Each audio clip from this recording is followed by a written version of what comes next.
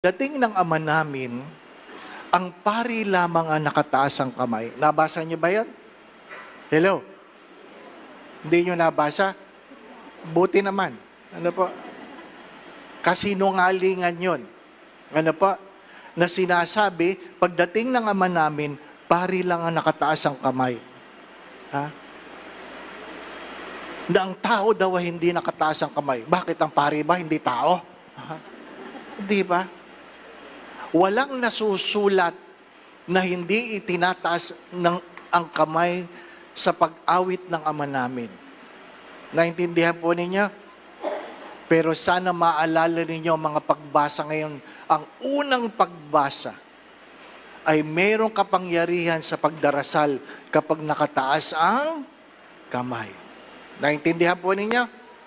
Yung mga nagkakalat ng balita na pari lang, hindi kasama ang tao. Ano po? Iyon ay kasinungalingan. Ano po? Kaya mamaya sa Ama namin, inaanyayahan ko kayo. Ano po? Itaas ninyo ang inyong mga kamay. At hayaan ninyo na abutin ng Diyos ang inyong mga kamay. Taglay ang kanyang pagpapala. Ano po?